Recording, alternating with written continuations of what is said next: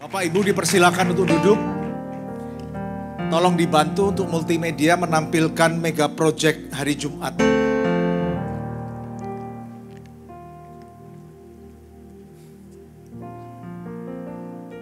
Saya akan ngajak Bapak Ibu untuk Bapak Ibu bersama-sama dengan saya nanti tirukan untuk kita paling tidak mengingatkan, untuk kita nanti bisa merenungkan dan melakukan, kita harus ingat dulu. Bapak Ibu boleh ikutin saya dengan suara dalam hati juga nggak apa-apa, tapi kalau dengan suara lebih bagus. Mega Project Karakter Kristus Jumat. Setia, bersyukur, penundukan diri, ketulusan.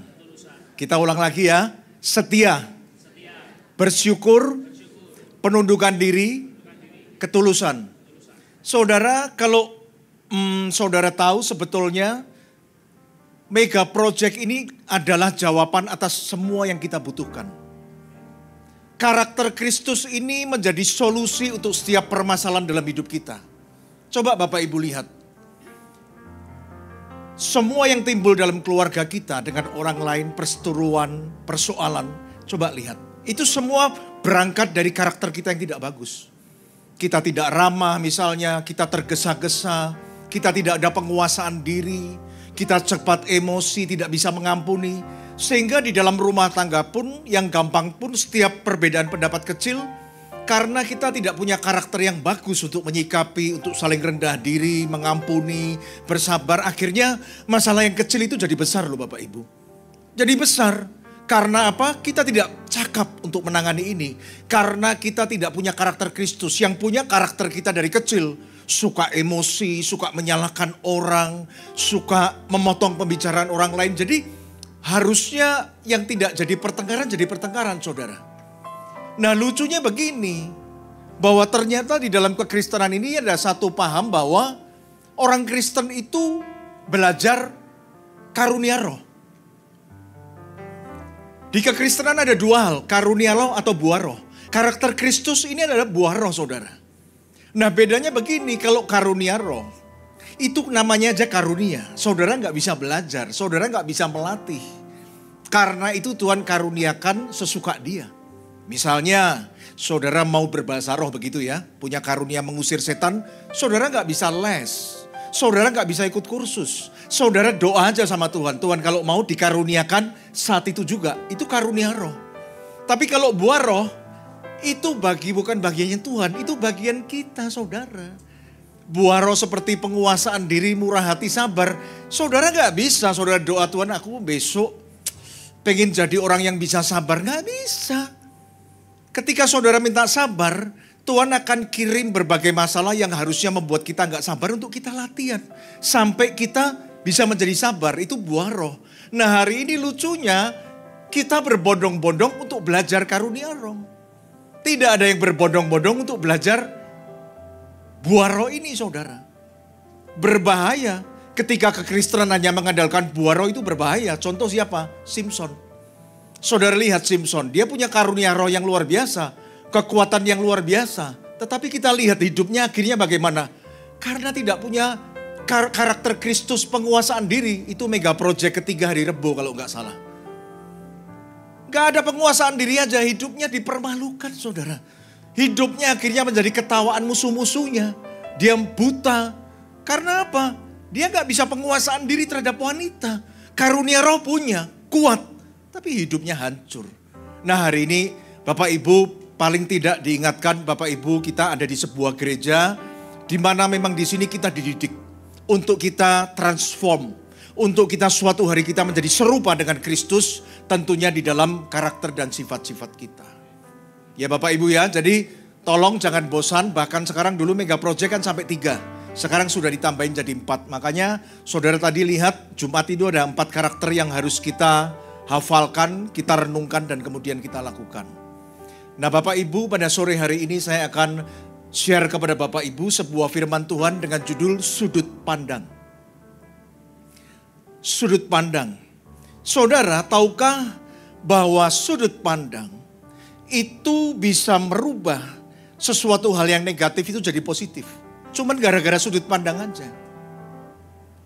Suatu hari seorang fotografer, dia hidup hanya dari dia menjual karya fotonya, hasil jepretan fotonya. Pagi itu dia keluar rumah, dia bawa kameranya, dia jalan.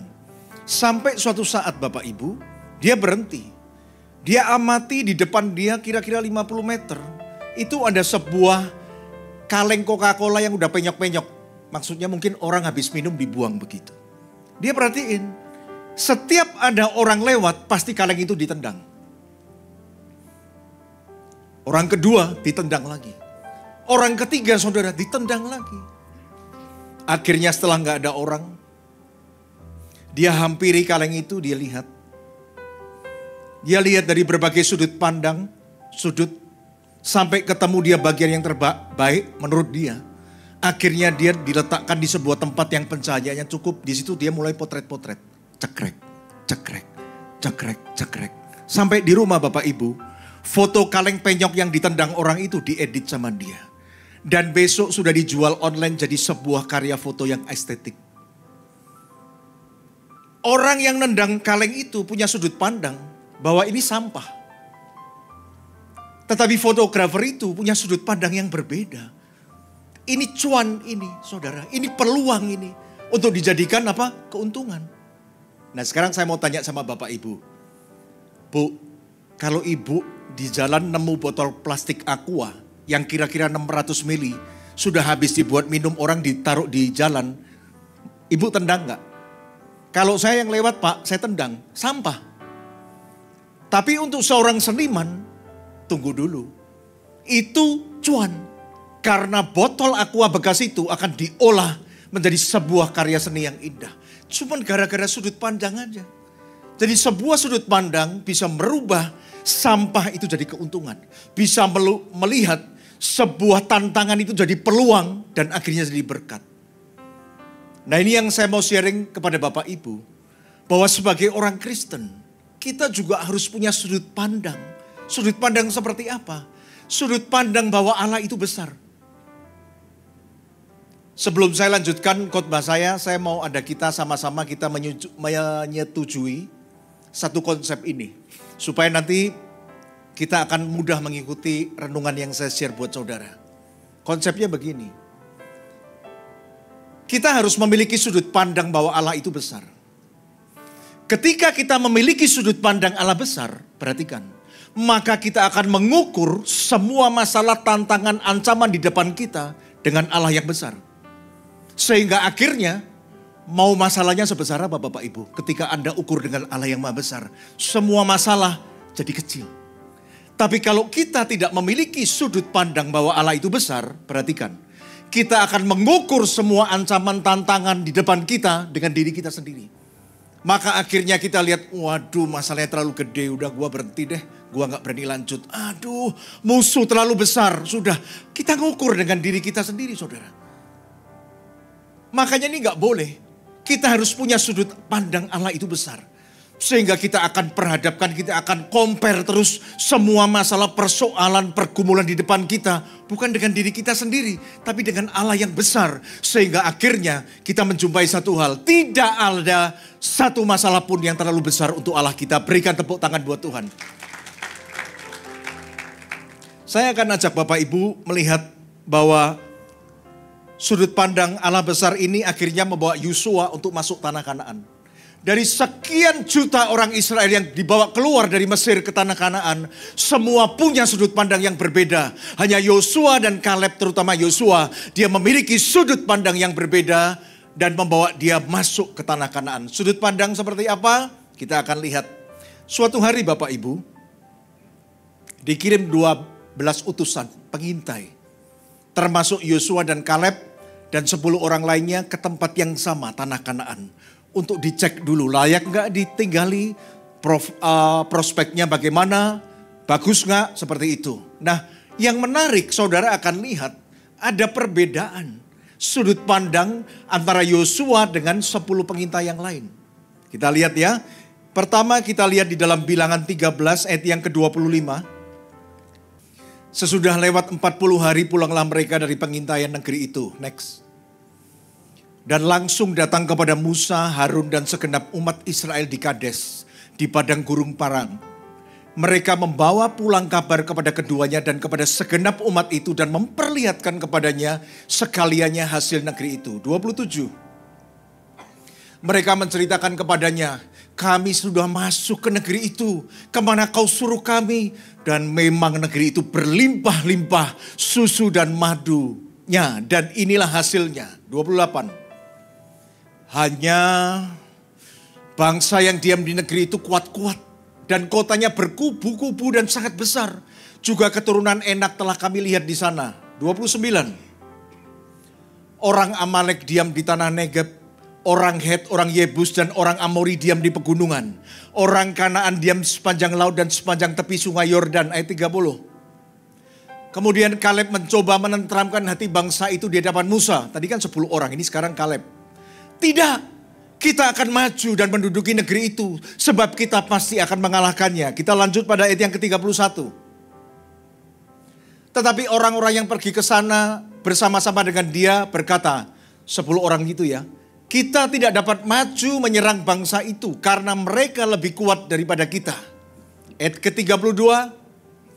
Juga mereka menyampaikan kepada orang Israel kabar busuk tentang negeri yang diintai mereka dengan berkata, negeri yang telah kami lalui untuk diintai adalah suatu negeri yang memakan penduduknya. Perhatikan, garis bawahi kata-kata memakan penduduknya. Dan semua orang yang kami lihat di sana adalah orang-orang yang tinggi-tinggi perawakannya. 33. Juga kami lihat di sana orang-orang raksasa, orang Enak yang berasal dari orang raksasa. Dan kami lihat diri kami seperti belalang. Dan demikian juga mereka terhadap kami. Perhatikan, sudut pandang mereka adalah 10 orang itu bahwa mereka di situ orangnya raksasa, mereka akan jadi mangsa orang-orang di situ dan mereka menganggapnya 10 orang itu diri mereka adalah belalang yang kecil akan diperhadapkan dengan raksasa-raksasa itu. Saya ajak Bapak Ibu untuk melihat pandangan Yosua di dalam Bilangan 14 ayat yang ke-6. Tetapi Yosua bin Nun dan Kaleb bin Yefun yang termasuk orang-orang yang telah mengintai negeri itu mengoyakkan pakaiannya. Ayat yang ke-7. Dan berkata kepada segenap umat Israel, negeri yang kami lalui untuk diintai itu adalah luar biasa baiknya. Ayat yang ke-8. Jika Tuhan, perhatikan, orang yang punya sudut pandang bahwa Allah adalah besar, seperti tadi saya ngomong konsepnya. Dia selalu mengukur semua ancaman, tantangan di depannya. Bukan dengan dirinya. Kalau 10 orang tadi beda. Mereka ngukur dengan dirinya. Ya terang aja akhirnya mereka menjumpai kenyataan. Oh dia mereka tinggi besar, saya kecil. Saya belalang berarti akan dimakan, akan dimangsa. Tapi coba saudara lihat.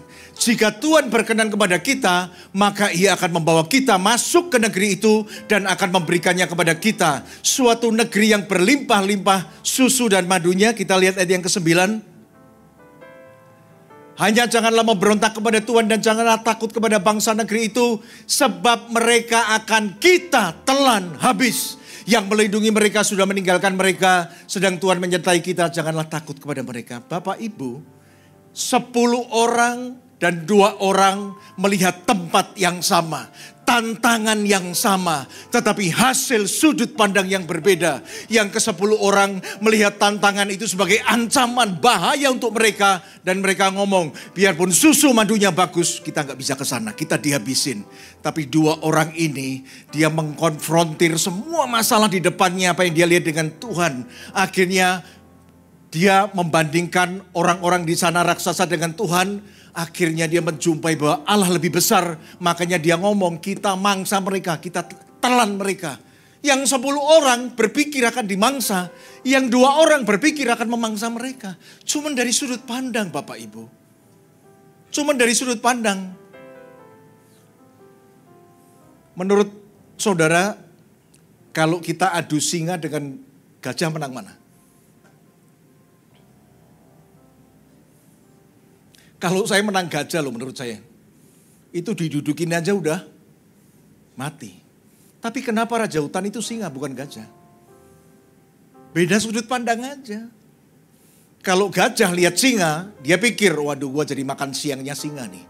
Tapi kalau singa lihat gajah, sudut pandangnya lain. Ini puji Tuhan ada makanan besar, berkat besar datang. Sudut pandang Bapak Ibu. Saudara tahu Daud, saudara tahu Saul dan kakak-kakaknya. Saul dan kakak-kakaknya itu prajurit. Daud itu penggembala domba. Tapi suatu hari mereka ketemu problem yang sama, Goliat, saudara. Waktu itu Daud nganter makanan bekal untuk kakak-kakaknya dan dia menjumpai satu kenyataan sudah berhari-hari Saul, Raja Saul dan kakak-kakaknya diintimidasi oleh Goliat, saudara. Karena apa? Mereka tidak punya sudut pandang bahwa Allah itu besar. Saul dan kakak-kakaknya Daud ketakutan karena mereka mengukur Goliat itu dengan dirinya sendiri. Tadi kan saya setuju dulu kita konsepnya. Orang yang punya sudut pandang Allah besar akan mengukur semua ancaman di depan dengan Allah yang maha besar. Akhirnya dijumpai tidak ada masalah yang lebih besar dari Tuhan. Tapi orang yang tidak punya sudut pandang Allah besar akan selalu konfrontir masalah di depannya dengan dirinya sendiri. Akhirnya ketemu yang lebih besar seperti Saul dan kakak-kakaknya Daud. Goliat itu tinggi, ketemu yang lebih besar, sudah mereka takut semua. Saya akan ajak Bapak Ibu untuk melihat beberapa ayat. Nanti kita akan lihat. Rupanya dari awal Goliat itu sudah gak ada artinya untuk Daud, Bapak Ibu. Kita lihat ya, kita cek ya. 1 Samuel 17 ayat yang ke-40.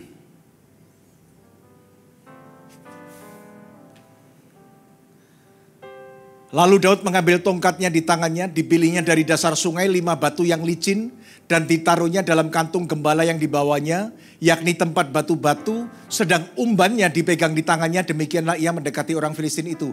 Bapak Ibu bayangin, ini harus dibayangin. Goliat itu besar, senjatanya besar, perisainya aja dibawain orang. Dia pakai ketopong, penutup kepala semua, baju perang siap. Dia cuma ngambil dari sungai batu aja buat ketapel. Dari sini kita sudah melihat bahwa Daud itu yakin menang. Dari sini kita sudah melihat bahwa dia sudah membandingkan Goliat itu dengan Allahnya yang besar. Dan Daud ngomong, gak ada apa-apanya, pakai batu aja. Kita lihat selanjutnya. Orang Filistin itu kian mendekat menghampiri Daud dan di depannya orang membawa perisainya. Coba bayangin Bapak Ibu, gede banget. Kita lihat ayat 42. Ketika orang Filistin itu menunjukkan pandangannya ke arah Daud serta melihat dia, dihinanya Daud itu karena ia masih muda, kemerah-merahan dan elok parasnya. Harusnya enggak imbang. Bapak Ibu kalau lihat nonton MMA, UFC, pertandingan tinju, itu enggak bisa sembarangan, semua ada kelasnya. Kelas welter ringan, kelas penjelajah, kelas super bantam, kelas berat. Itu semua ada kelasnya, enggak bisa yang ringan diadu dengan kelas berat, tidak seimbang. Tapi dari ini kita melihat memang gak seimbang antara Daud dengan Goliat ini. Saudara, udah tingginya beda, pengalamannya dia gembala, dia prajurit dari kecil, senjatanya harusnya gak bisa ketemu. Kita lihat ayat selanjutnya. Menurut saya ini Goliat tersinggung. Orang Filistin itu berkata kepada Daud, anjingkah aku maka engkau mendatangi aku dengan tongkat. Lalu demi para allahnya orang Filistin itu mengutuki Daud. Marah dong. Ya ampun kita udah keren. Tombak besar, pedang besar. Anak kecil ini nantang kita pakai cuma batu kerikil aja. Anjingkah aku kamu mendatangi aku dengan tongkat. Tersinggung sebetulnya Goliat ini. Kita lihat ayat selanjutnya. 44. Pula orang Filistin itu berkata kepada Daud, hadapilah aku, maka aku akan memberikan dagingmu kepada burung-burung di udara dan kepada binatang-binatang di padang. Ayat 45. Tapi Daud berkata kepada orang Filistin itu, engkau mendatangi aku dengan pedang dan tombak dan lembing. Oke. Tetapi aku mendatangi engkau dengan nama Tuhan semesta alam, Allah segala barisan Israel yang kau tantang itu. 46. Hari ini juga Tuhan akan menyerahkan engkau ke dalam tanganku dan aku akan mengalahkan engkau dan memenggal kepalamu dari tubuhmu. Hari ini juga aku akan memberikan mayatmu dan mayat tentara orang Filistin kepada burung-burung di udara dan kepada binatang-binatang liar. Supaya seluruh bumi tahu bahwa Israel punya Allah. Perhatikan, orang yang punya sudut pandang bahwa Allah besar, dia tidak akan berkata kepada Tuhan, Tuhan aku punya masalah besar. Tidak akan pernah. Tapi orang yang punya sudut pandang Allah maha besar dalam hidupnya, dia akan selalu berkata kepada masalah, hei aku punya Tuhan yang maha besar. Berikan tepuk tangan dulu buat Tuhan. Bedanya di situ aja, simple. Simple aja. Kalau kita punya sudut pandang Allah besar, kita akan selalu ngomong sama masalah, aku punya Tuhan maha besar. Tapi kalau kita tidak punya sudut pandang Allah besar, kita akan selalu ngomong sama Tuhan, Tuhan, aku punya masalah yang besar Tuhan. Kita harus punya Bapak Ibu. Kalau Bapak Ibu lihat, ingat buku yang pernah ditulis Pak Fengki, masalah adalah berkat. Gimana caranya masalah adalah berkat? Dari sudut pandang kita. Goliat itu masalah saudara. Tapi dengan sudut pandang yang tepat, masalah itu jadi berkat. Jadi peluang untuk jadi berkat. Tadi Pak Edi di ibadah kedua ngomong, kita ini ngawur. Masalah kesulitan ditolak-tolak dalam nama Yesus. Untung itu Daud dan tidak tolak Goliat dalam nama Tuhan loh. Itu kalau ditolak Goliat dia gak jadi raja loh. Saya mau katakan begini. Kemenangan besar justru ada di dalam peperangan besar. Amin saudara. Gak mungkin ada ketemu kemenangan besar di peperangan kecil, gak mungkin. Cuan besar, peluang besar, pasti tantangannya besar. Anda kalau mau nangkap ikan lele, Anda cukup di sungai tanpa ketemu ombak dan gelombang. Tapi Anda mau nangkap ikan kakap, tantangannya besar saudara. Suatu hari tersebar kabar di Afrika. Ada sebuah pertambangan intan. Tambang intan nih di Afrika kan sering tambang intan. Yang belum dieksplor, belum pernah ditemukan orang. Tapi medannya memang mengerikan sekali Bapak Ibu. Sulit terjal dan tantangan binatang buasnya terlalu banyak. Sehingga banyak penduduk di desa sekitar situ tidak ada yang berani ke tambang itu. Padahal di situ intan semua. Suatu hari ada seorang anak muda saudara. Dia berani mengambil keputusan setelah dia memperhitungkan resikonya. Dia mengambil keputusan, dia ngerti dia akan ketemu kesulitan. Tapi dia jalan. Dan akhirnya dengan berbagai penderitaan, kesulitan. Akhirnya dia ketemu tambang itu dan dia menjadi kaya dengan intan itu. Saudara lihat. Tanpa sudut pandang yang benar. Kita akan melewatkan semua peluang di dalam hidup kita. Kita akan melihat semua tantangan itu menjadi ancaman dan kita gak mau. Tapi kalau kita punya sudut pandang bahwa Allah itu besar, saya percaya setiap masalah di depan kita maju itu akan diolah jadi berkat. Yang amin cuma Pak Andre loh. Saudara lihat, saya dulu waktu tahun Krismon itu 97, saya kan ada usaha garment Bapak Ibu. Waktu sebelum Krismon itu dolar 2.500 saya ingat. Jadi waktu itu saya jual kaos oblong begitu Bapak Ibu. Harganya cuma 20 sampai 25 ribu.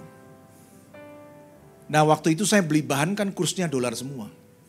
Nah waktu Krismon itu Bapak Ibu kan ngerti dolarnya langsung jadi 15 ribu. Kadang 16 ribu sebentar turun 15 ribu. Kita yang pengusaha garment stop semua. Karena kalau mau bikin berarti modalnya naik 6 kali lipat. Mau dijual berapa? Mau dijual berapa? Apakah harga jualnya mau 6 kali lipat? Nggak mungkin. Semua orang ngerem, wait and see. Tapi lama-lama saya mikir, loh ini memang tantangan ini, berat ini. Ini memang kalau bikin kayaknya nggak mungkin dijual ini. Karena kalau dijual berarti yang tadinya saya jual 20 ribu harus saya jual 120 ribu. Mana mau orang beli oblong 120 ribu. Tapi saya mikir lagi, memang ini tantangan tapi peluang juga nih. Akhirnya Bapak Ibu ini saya alami. Mungkin gak cuma saya, ada beberapa orang lagi tapi saya gak kenal. Saya akhirnya, saya hitungin resikonya, majulah. Ini peluang juga. Di balik semua masalah ada peluang. Tinggal tergantung sudut pandang kita. Saya beli Bapak Ibu. Bahan bakunya 6 kali lipat. Saya dengan deg-degan saya produksi, upah tenaga kerjanya juga naik. Minyaknya naik semua. Akhirnya ya udah jadi barangnya saya jual dengan harga. Tapi saya nggak 6 kali lipat. Saya ambil untung dikit aja, saya kaliin 5. Bapak Ibu. Ternyata tahu nggak Bapak Ibu. Kaosnya laris. Karena gak ada yang bikin. Sedangkan orang kan butuh tetap pakai kaos. Nah kisah tadi tambang intan dengan apa yang saya alami ini hanya membawa satu kesimpulan. Bahwa ketika kita punya sudut pandang yang besar. Apalagi sebagai orang Kristen, kita melihat Allah itu maha besar. Saya percaya semua tantangan itu berpeluang akan menjadi berkat untuk kita. Hanya sudut pandang aja saudara. Nah sekarang kita sampai pada akhir yang penting dari renungan firman Tuhan pada sore hari ini. Pak Pendeta, gimana caranya supaya saya dapat sudut pandang bahwa Allah itu maha besar? Ini memang yang penting. Saudara harus tanya itu sama saya. Pak Pendeta, bagaimana kita punya sudut pandang bahwa Allah itu besar? Ilustrasi berikut ini akan membantu kita, Bapak Ibu, untuk kita mengetahui caranya. Bagaimana untuk kita punya sudut pandang bahwa Allah itu besar. Suatu hari, seorang anak di halaman depan rumah dia ngomong sama papanya. Pak, Tuhan itu segede apa sih Pak? Pak, Tuhan itu sebesar apa sih Pak? Papanya mikir sebentar. Oke nak, kamu lihat di langit itu, kamu lihat gak ada pesawat itu? Lagi terbang. Oh ya Pak, aku lihat Pak. Nah Papa tanya nih, menurut kamu pesawat itu besar apa kecil? Aduh Pak, kecil banget. Tuh Papa lihat tuh, sebentar ketutup awan hilang lagi. Saking kecilnya Pak, kadang sulit loh Pak saya untuk melihatnya. Oh jadi papanya tanya, menurut kamu pesawat itu kecil ya? Iya Pak, kecil. Oke. Besok saudara, anaknya dibawa ke sebuah bandara, terminal udara. Dan di situ dibawanya lah mendekat anaknya ke sebuah pesawat yang besar. Papanya tanya, nak, pesawat ini besar apa kecil? Aduh Pak, besar banget. Gede banget Pak. Tuh lihat Papa. Ya ampun, besar sekali loh Pak, seumur hidup aku bisa baru melihat pesawat sebesar ini. Nak, ini sebetulnya pesawat yang sama dengan yang kamu lihat kemarin sore. Kamu lihat pesawat yang kemarin sore itu jauh, kecil karena kamu jauh. Hari ini kamu lihat pesawat itu besar karena kamu dekat. Itulah yang kamu tanyakan kemarin. Seberapa besar Tuhan? Tergantung seberapa dekat kamu dengan Tuhan. Saya undang kita semua bangkit untuk berdiri.